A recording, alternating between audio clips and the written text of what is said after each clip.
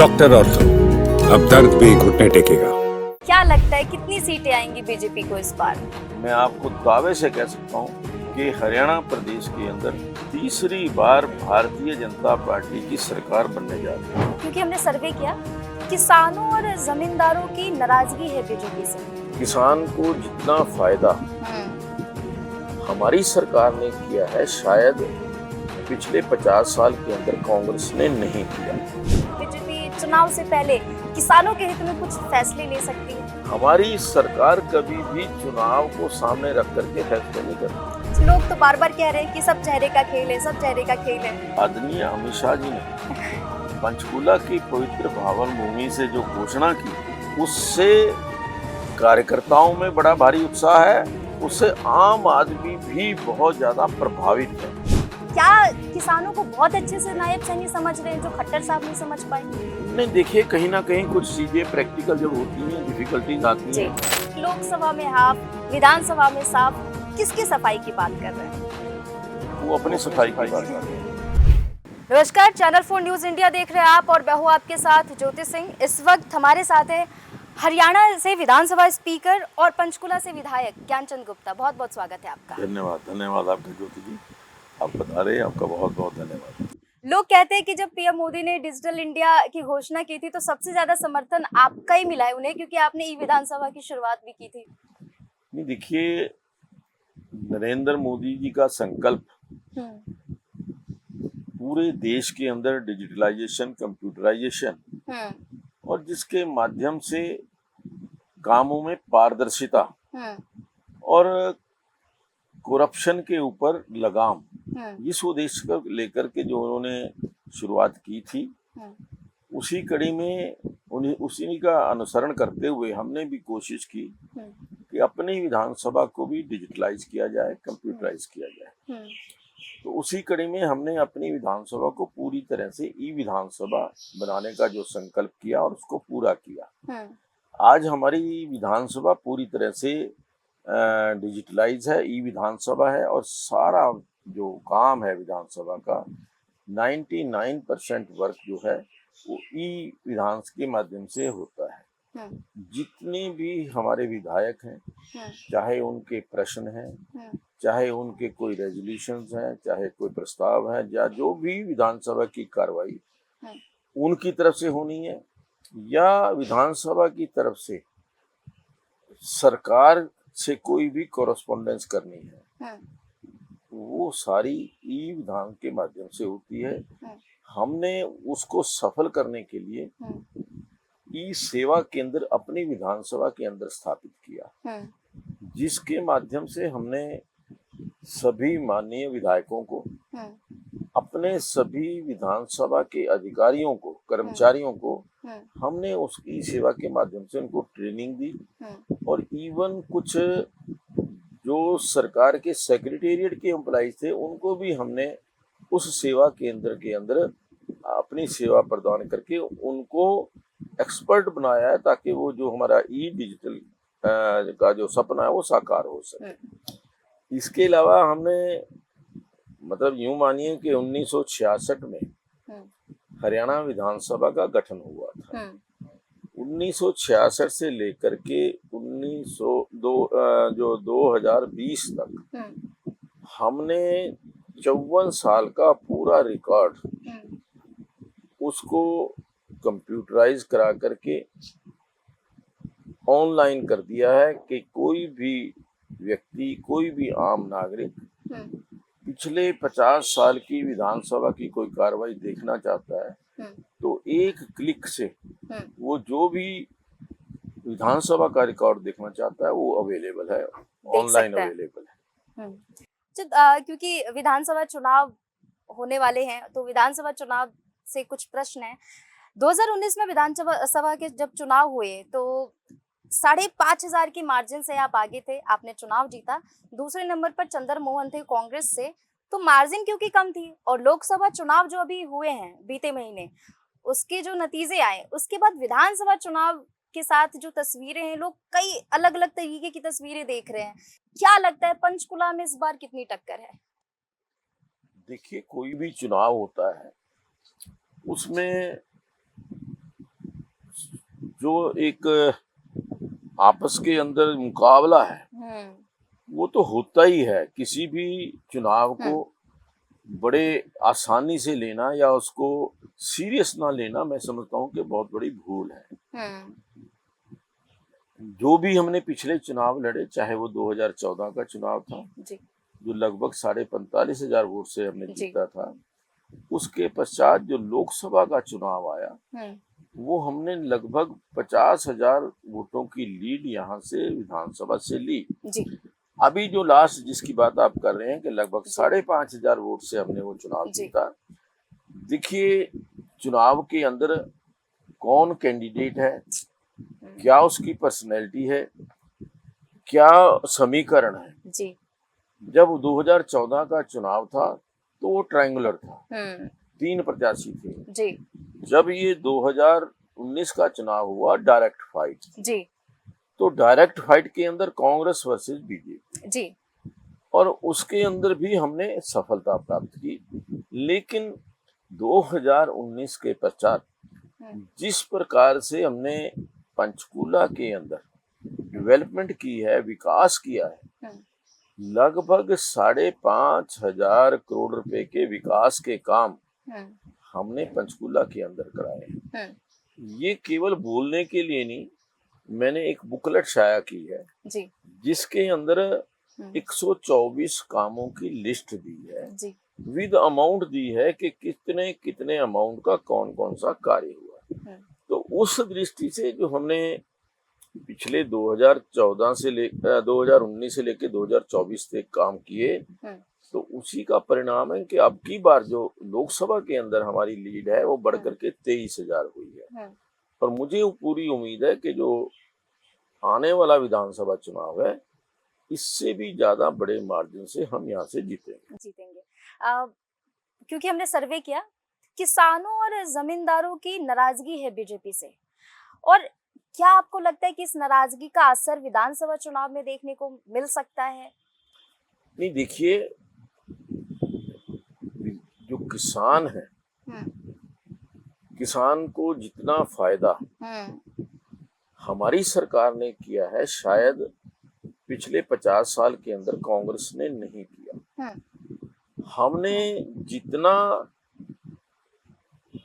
जो फसलों का मुआवजा है, जितना हमने इन 10 साल के अंदर दिया, उतना मुआवजा पिछले 50 साल के अंदर भी कांग्रेस पार्टी ने नहीं दिया। 12,000 करोड़ रुपए का मुआवजा किसानों को हमने दिया, जबकि 50 साल के अंदर लगभग 1100 या 1200 करोड़ का टोटल मुआवजा कांग्रेस ने दिया था। कांग्रेस के राज के अंदर 10-10 रुपए के, 5-5 रुपए के चेक मुआवजे के रूप में किसानों को दिए जाते थे। आज जितनी उनका एक्चुअल खराबा है या जो नुकसान हुआ है उसके मुताबिक हमने किसानों की भरपाई की है। किसानों के लिए आदरणीय प्रधानमंत्री जी ने जो किसान सम्मान निधि की घोषणा की है, हर साल 6,000 रुपए सीधे उनके खाते के अंदर आदरणीय प्रधानमंत्री जी से किसानों के खाते में जा रहे हैं। केवल हरियाणा एक ऐसा प्रदेश है जिस प्रदेश के अंदर 14 फसलों का जो एमएसपी के ऊपर खरीदारी की जाती है। कहीं ना कहीं किसानों को मिसगाइड किया गया और किसानों के अंदर जो एक पार्टी के प्रति एक गुस्सा था, मैं समझता हूँ कि इस लोकसभा चुनाव के अंदर काफी निकल भी गया है। और हमारी प्रयास है कि उनको समझा करके, उनको असलियत बता करके, बहुत सारे किसान हमारे पास साथ जुड़े हैं जी, जिसके हमने इन चुनावों के अंदर देखा है, विशेष तौर पर मेरी विधानसभा के अंदर उसका कोई ज्यादा इम्पैक्ट हमें देखने को नहीं मिला। क्योंकि हमने ग्राउंड लेवल पे सर्वे किया और किसानों जमींदारों से खासकर हमने बातचीत की, 2 चीजें निकलकर सामने आई। पहली नाराजगी है किसान पोर्टल को लेकर। किसान कह रहे, बोले वाले किसान होते हैं, शिक्षित भी बहुत कम होते हैं, वो कह रहे हैं हमें ये सिस्टम समझ में नहीं आता किसान पोर्टल, जिस वजह से आड़तियों से उनका जो रिलेशन है वो खराब हो रहा है। दूसरी चीज जो निकलकर सामने आई, कुछ किसान कह रहे हैं कि आप माई बाप हमें गारंटी मत दीजिए, आप एमएसपी का कानून दे दीजिए, हम आपके साथ हैं। देखिए, हाँ। आदरणीय नरेंद्र मोदी जी ने जो 3 कानून बनाए थे, हम्म, किसानों के आग्रह के ऊपर हम्म, किसानों से बातचीत करते हुए तीनों कानून उन्होंने वापस लिए। जी। पिछले 10 साल से हम्म, एमएसपी जो है वो पूरे देश के अंदर हमारी सरकार दे रही है। जी। किसी को भी इसका शक शुबा नहीं होना चाहिए, हम्म, क्योंकि हमने जो किसानों के लिए किया, अभी देखिए, सीधा जो किसान की फसल का पैसा किसान के खाते के अंदर जाता है, 2 दिन या 3 दिन के अंदर ट्रांसफर हो जाता है। नाराज तो आड़ती को होना चाहिए कि वो जो पैसा उसके पास आता था सीधा जो है वो किसान के खाते में जा रहा है। लेकिन मैं समझता हूँ कि इतनी बड़ी फैसिलिटी, इतना बड़ा जो एक लाभ किसानों को मिला है, बहुत सारे किसान इस बात को स्वीकार करते हैं कि ये जो आपने प्रक्रिया अपनाई है ये बहुत ही किसानों के फायदेमंद की प्रक्रिया है। और दूसरी बात, किसानों के लिए जो खाद के ऊपर, फर्टिलाइजर के ऊपर सब्सिडी है जी। वो मैक्सिमम हमारी सरकार दे रही है। आज आप देखते हैं कि कहीं पर भी किसानों की जो ब्लैक मार्केट होती थी खाद की, वो कहीं पर भी नजर नहीं आती।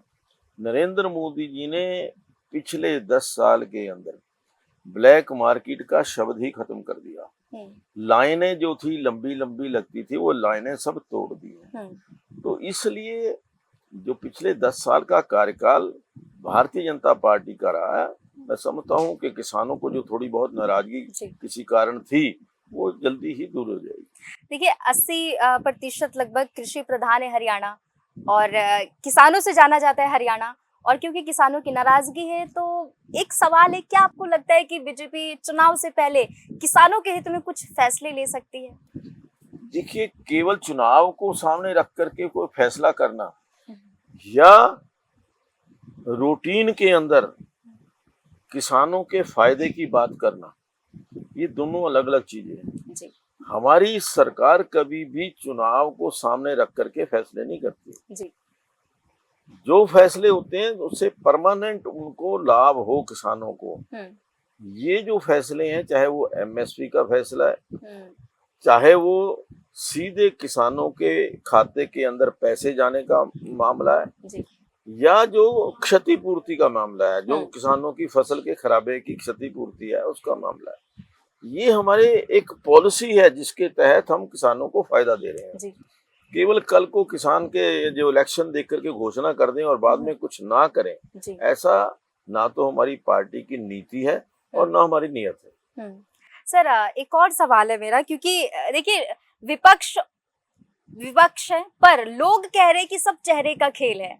चेहरे का खेल मैं इसीलिए कह रही हूँ क्योंकि हरियाणा में विपक्ष यानी कि कांग्रेस की तरफ से दीपेंद्र हुड्डा का चेहरा है और लोग मजबूत मान रहे हैं। बीजेपी से नायब सिंह सैनी का चेहरा है, और क्योंकि हाल ही एक रैली हुई थी जिसमें अमित शाह ने कहा है कि इन्हीं के जो विधानसभा चुनाव है उन्हीं के अंतर्गत और उन्हीं के नजरिए से संपन्न होने, तो आप इसे किस तरीके से देखते?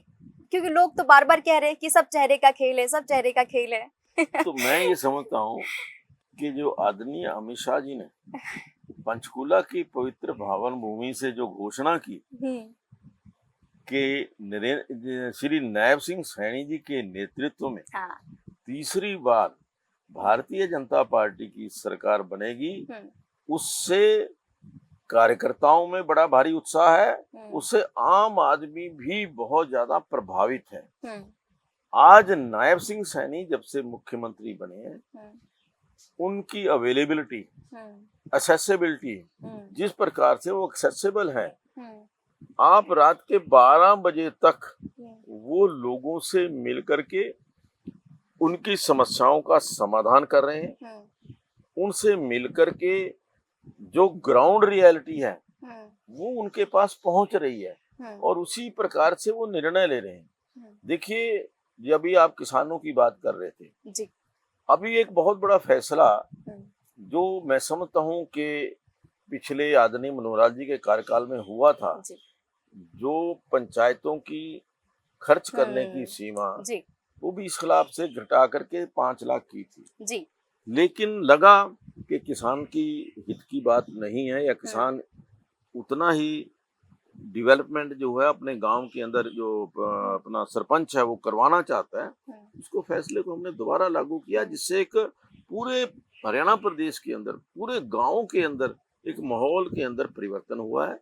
और जो गांव के सरपंच हैं आज मुख्यमंत्री जी के धन्यवाद करने के लिए लोग सैकड़ों की संख्या में उनके निवास पर पहुंच रहे हैं। क्योंकि आपने अभी फैसलों की बात की, तो खट्टर साहब ने बड़े से फैसले लिए और कड़े फैसले भी लिए और इसीलिए वो विख्यात भी है। तो नायब सिंह सैनी ने कई फैसलों को बदला है, तो लोग अब ये पूछ रहे हैं कि वजह क्या है, वो क्या किसानों को बहुत अच्छे से नायब सैनी समझ रहे हैं जो खट्टर साहब नहीं समझ पाए? नहीं, देखिए कहीं ना कहीं कुछ चीजें प्रैक्टिकल जब होती हैं, डिफिकल्टीज आती हैं, तो ये पहली बार नहीं हुआ कि जो कोई फैसला लिया है उसको बदला गया है, या कि आज देखिए आज हरियाणा प्रदेश के अंदर जो आदरणीय मनोहर लाल जी ने योजना शुरू की थी कि गांवों के लाल डोरे के अंदर जो स्वामित्व है, जो मालिकाना हक है, पहले उसकी रजिस्ट्री नहीं होती जी। आज लगभग पूरे हरियाणा प्रदेश के अंदर सभी जिलों के अंदर नायब सिंह सैनी जी पानीपत से कर रहे हैं जी। और पूरे जिलों के अंदर ये कार्यक्रम लोगों को उन लाल डोरे के अंदर जो उनकी प्रॉपर्टीज है उनकी रजिस्ट्री दे करके, जो आदरणीय मनोहर लाल जी ने घोषणा की थी, शुरुआत की, उसके ऊपर उसको फूल चढ़ाते हुए उसको आज पूरा करने का काम नायब सैनी कर रहे हैं। अब किरण चौधरी की सदस्यता अभी तक खत्म नहीं हुई है। देखिए वो तो विचाराधीन है, एक प्रोसेस है जिसको हम, क्योंकि कोई भी किसी भी सदस्य की सदस्यता को समाप्त करना, अगर थोड़ा सा भी गलत निर्णय हो जाए, वो उस क्षेत्र की जनता के साथ अन्याय होगा। कोई भी फैसला लेने से पहले, चाहे वो लीगल एस्पेक्ट है, चाहे टेक्निकल है, या उनकी व्यक्तिगत मिलकर के कि क्या वो फैसला, क्योंकि हमारे संविधान के, हमारे रूल्स के अंदर है कि कोई भी स्पीकर फैसला लेने से पहले उनसे व्यक्तिगत रूप से मिलकर के अपनी संतुष्टि करेगा कि क्या उनको किसी दबाव के अंदर फैसला तो नहीं दिया, क्या उन्होंने किसी डर के मारे तो फैसला नहीं लिया, या किसी लालच के अंदर। ये तो एक हमारे रूल्स के अंदर है कि जो स्पीकर है उसकी सेटिस्फेक्शन यदि हो जाती है कि हाँ जो ये फैसला दे रही हैं बिना किसी डर के, दबाव के, लालच के देती हैं, तो उस समय फिर हम उसको स्वीकार करते हैं। लेकिन उससे पहले लीगल ओपिनियन जो है वो हम, चाहे वो एजी हैं हमारे या हमारे जो लॉ ऑफिसर हैं, उनसे लेते हैं। क्योंकि आप विधानसभा अध्यक्ष हैं, स्पीकर हैं, तो एक और प्रश्न और मैं उसे समझना चाहूंगी, प्रक्रिया भी जानना चाहूंगी आपसे, क्योंकि जेजेपी के 2 विधायकों की शिकायत आपके पास आई, निर्णय अभी नहीं हुआ है और ऐसे में विपक्ष अल्पमत की सरकार जो है वो बार बार दोहरा रही है। देखिए विपक्ष के पास अगर कोई सही मुद्दा होता या जो वो राग अलाप रहे हैं अगर वो सही होता, तो आदरणीय राज्यपाल महोदय ने उनको समय दिया था, उनको अपना पक्ष रखने का पूरा समय दिया था कि वो अपना पक्ष जो है राज्यपाल के महोदय के सामने रख सकें, और अगर उनके पास संख्या बल पूरा है तो वो संख्या बल राज्यपाल महोदय के सामने प्रदर्शित कर सके, ताकि राज्यपाल महोदय को ये एक आसानी हो जाए कोई भी निर्णय लेने के लिए कि अगर कांग्रेस पार्टी या चौधरी भूपेंद्र सिंह हुड्डा उनके पास समर्थन होता 44 विधायकों का, वो जरूर जाकर के राज्यपाल जी के पास प्रस्तुत करते। केवल राजनीतिक ढंढोरा पीटने के लिए, राजनीतिक लाभ उठाने के लिए वो इस प्रकार की बात करते हैं। जहां तक हमारी विधानसभा में जो हमारे पास जो पार्टी पोजीशन है उसके अंदर कहीं भी ये सरकार अल्पमत में नहीं। सर, विपक्ष ने एक लाइन कही है और उनके कार्यकर्ता बार बार एक ही लाइनें दोहरा रहे, कह रहे कि लोकसभा में हाफ, विधानसभा में साफ। किसकी सफाई की बात कर रहे हैं? वो अपनी सफाई की बात कर रहे हैं, क्योंकि वो आप देखिए लोकसभा का रिजल्ट देखिए, वो जैसे आदरणीय प्रधानमंत्री नरेंद्र मोदी जी ने लोकसभा में कहा हम्म कि एक व्यक्ति, एक स्टूडेंट जो है हम्म वो राग अलाप रहा है कि मेरे 99 अंक आ गए, 99 अंक गए, पप्पू पास हो गया, पप्पू पास हो गया। लेकिन वास्तव क्या है कि 99 अंक कितने अंकों में से आए? वो 100 में से नहीं आए, वो 543 में से आए। और 543 में से जिसके 241 अंक आए हैं उनको तो वो कह रहे हैं कि वो फेल हो गए, और हमारे 99 अंक आए हैं तो हम पास हो गए। तो इस प्रकार का जो राग अलापना, मैं समझता हूँ कि ज्यादा देर तक लोगों को भ्रमित नहीं किया जा सकता। केंद्र के अंदर तीसरी बार नरेंद्र मोदी जी देश के प्रधानमंत्री बने हैं और सरकार पूरी तरह से मजबूती के साथ कार्य कर रही है। चौधरी भूपेंद्र सिंह हुड्डा जी कह रहे हैं कि हम जीत गए। विधानसभा की जो सीटें जीते हैं, भारतीय जनता पार्टी 44 जीती है, कांग्रेस पार्टी 42 जीती है। वोट परसेंटेज कांग्रेस का से ज्यादा भारतीय जनता पार्टी का, फिर भी वो कह रहे हैं कि हम जीत गए। और 5 की जो बात करते हैं, जो 5 की बात करते हैं, वो तो इक्वल है, बराबर है। जीतने की कहाँ से आ गई बात? हाँ जी। तो हार करके भी वो अपने को जीता हुआ मानते हैं। जैसा मैंने कहा कि 99 अंक लेकर के वो कह रहे हैं कि हम जीत गए और 240 वाले या 42 वाले फेल हो गए। तो ये उनकी सोच है। अच्छा, बनी रहे। लोकसभा चुनाव के जो नतीजे आए, और क्योंकि लोकसभा चुनाव से विधानसभा चुनाव को लोग जोड़ रहे हैं, हालांकि दोनों के मुद्दे अलग अलग हैं, क्या लगता है कितनी सीटें आएंगी बीजेपी को इस बार? देखिए ज्योति जी, मैं आपको दावे से कह सकता हूँ कि हरियाणा प्रदेश के अंदर तीसरी बार भारतीय जनता पार्टी की सरकार बनने जा रही है। उसको कोई रोक नहीं सकता। सीटें मेजॉरिटी आएगी तभी सरकार बनेगी ना। तो हमारी फुल मेजॉरिटी आएगी और हम अपने दम के ऊपर हरियाणा प्रदेश के अंदर सरकार बनाएंगे। पंचकुला की बात कर लेते हैं, क्योंकि पंचकुला से विधायक हैं आप। 2019 में आपके बड़े मुद्दे थे और आपने यकीनन काया पलट का काम किया है। तो इस बार कौन से ऐसे मुद्दे होंगे जिन्हें लेकर आप जनता के बीच में जाने वाले हैं?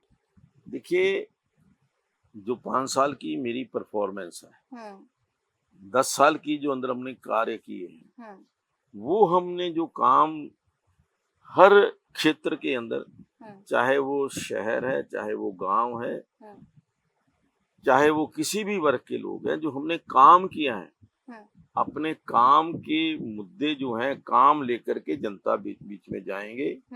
और मैं ये कहता हूं कि हमने काम किया है, काम करेंगे। और लोगों को ये विश्वास है, लगभग 5,500 करोड़ रुपए के विकास कार्य हमने इस 10 साल के अंदर किए। मैंने जैसे अभी कहा कि हमने एक बुक छपवाई है, मैं अभी आपको दिखाता हूँ जरा। बिल्कुल, वो बुक भी दिखाता हूँ। तो वो जो बुक है उसके अंदर हमने विवरण दिया है कि किस प्रकार से हमने, ये देखिए, ये 9 साल हुआ कमाल, मैंने एक किताब छुपाई है जी। इसके अंदर ये 124 जो काम हमने किए हैं उनकी लिस्ट दी है। ये 122, 123, ये 7 सरोकार।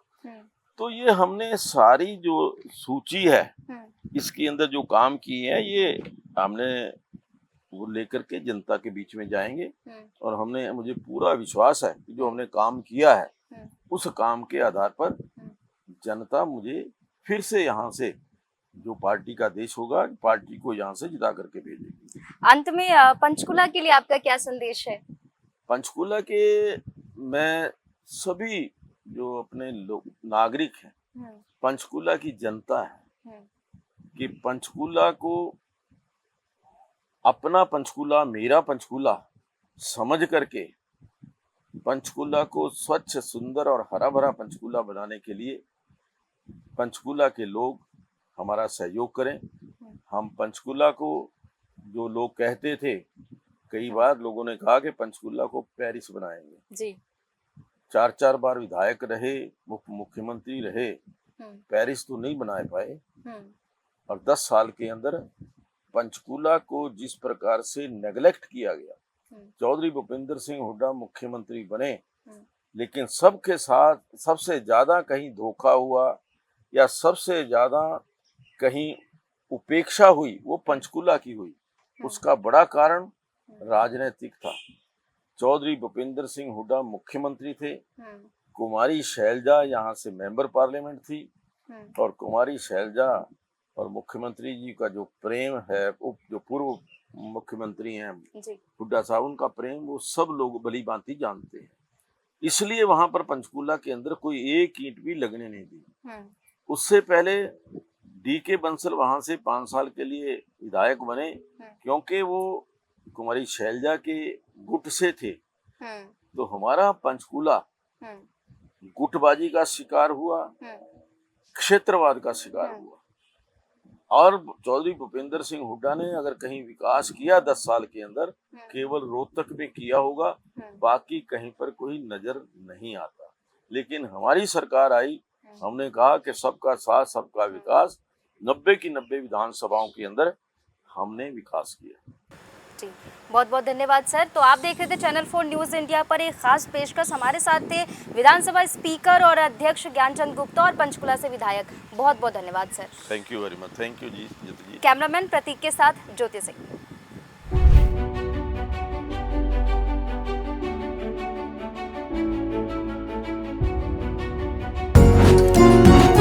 डॉक्टर ऑर्थो, अब दर्द भी घुटने टेकेगा।